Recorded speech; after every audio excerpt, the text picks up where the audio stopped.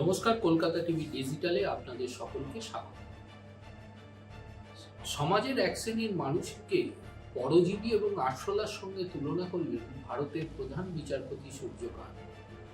প্রধান বিচারপতি সূর্যকান্ত একটি মামলার শুনানি চলাকালীন মন্তব্য করেছেন, সমাজের এমন কিছু মানুষ আছে যারা কোনো কাজের সঙ্গে যুক্ত হতে পারেন না, পেশাগত দিক থেকে তারা সাফল্য লাভ করতে পারেন না। তাদের শুধু উদ্দেশ্য হচ্ছে যে সমাজ মাধ্যম অর্থাৎ সোশ্যাল মিডিয়াকে ব্যবহার করে বিভিন্ন ব্যক্তির সমালোচনা করা। সেই সমালোচনার ক্ষেত্রে তারা আদালত এমনকি সুপ্রিম কোর্টকেও তারা ছাড়েন না। সুপ্রিম কোর্ট এবং আদালতের বিচার ব্যবস্থার ওপরে তাদের এই সমালোচনাকে তিনি পরজীবী এবং সেই সমস্ত ব্যক্তিদের আরশোলার সঙ্গে তুলনা করলেন। সঞ্জয় দুবে নামে এক ব্যক্তি, তিনি সুপ্রিম কোর্টে একটি মামলা দায়ের করেন। তার মামলার মূল দাবি হচ্ছে তাকে প্রবীণ আইনজীবী অর্থাৎ সিনিয়র আইনজীবী হিসাবে ঘোষণা করুক আদালত।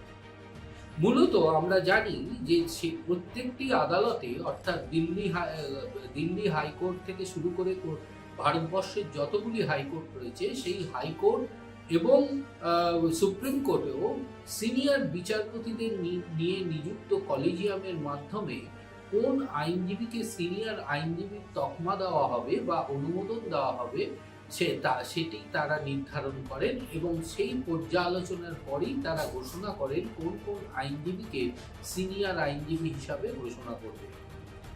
এই পদ্ধতিগত বিষয়টিকে চ্যালেঞ্জ জানিয়ে ওই প্রবীণ আইনজীবী বারবার এই মামলায় বলতে থাকেন যে তাকে প্রবীণ আইনজীবী অর্থাৎ সিনিয়র আইনজীবী হিসাবে ঘোষণা করা হবে।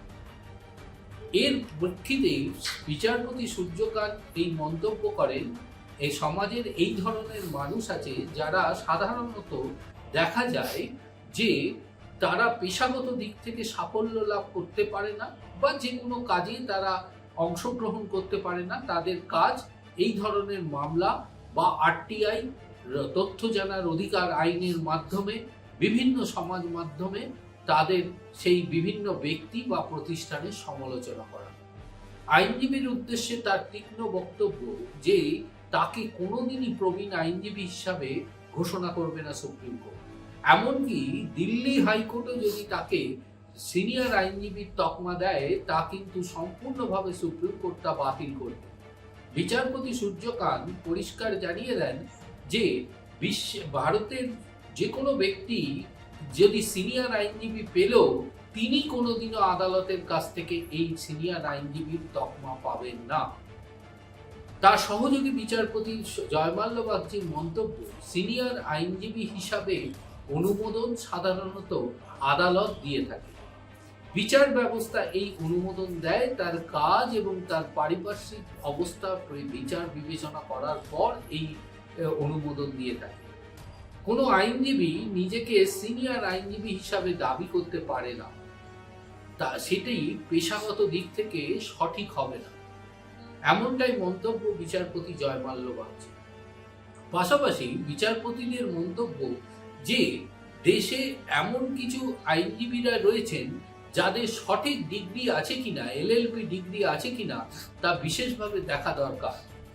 বিচারপতি সূর্যকান্ত মন্তব্য করেছেন যে দিল্লিতে বহু আইনজীবী রয়েছেন, তাদের ডিগ্রি নিয়ে প্রশ্ন রয়েছে। কেউ যদি মনে করে বা কোনো প্রতিষ্ঠান বা আইনজীবীরা যদি মনে করেন সুপ্রিম কোর্ট এই বিষয়ে লক্ষ্য রাখছেন না, তা কিন্তু তারা ভুল করবে। সুপ্রিম কোর্ট সম্পূর্ণভাবে এই বিষয়টির উপর তীক্ষ্ণ দৃষ্টি রাখছেন। প্রধান বিচারপতি সূর্যকান্ত মন্তব্য করেছেন তিনি একটি মামলার অপেক্ষায় রয়েছেন, যে মামলার প্রেক্ষিতে তিনি এই আইনজীবী পেশায় যারা নিযুক্ত রয়েছেন তাদের মধ্যে কতজন ভুয়ো আইনজীবী রয়েছেন তা চিহ্নিত করার জন্য সিবিআইকে তদন্তের নির্দেশ দিতে পারে।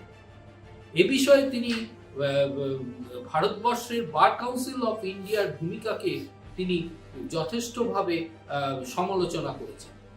বিচারপতি সূর্যকান্তের মন্তব্য, বার কাউন্সিল অফ ইন্ডিয়ার এই বিষয়ে বিশেষভাবে নজর দেওয়া উচিত যে গোটা ভারতবর্ষ শুধু নয়, দিল্লিতেও কতজন আইনজীবী ভুয়ো রয়েছে এই ভুয়ো আইনজীবীদের চিহ্নিতকরণের বিষয়টি সম্পূর্ণভাবে বার কাউন্সিল অফ ইন্ডিয়ার দায়িত্ব, কিন্তু তারা নির্বাচনের জন্য বা এই তাদের প্রতিষ্ঠানের নির্বাচনে নিজেদের কর্তৃত্ব বজায় রাখার জন্য, নিজেদের অবস্থান বজায় রাখার জন্য তারা এ বিষয়ে কোনো রকম পদক্ষেপ গ্রহণ করছে না।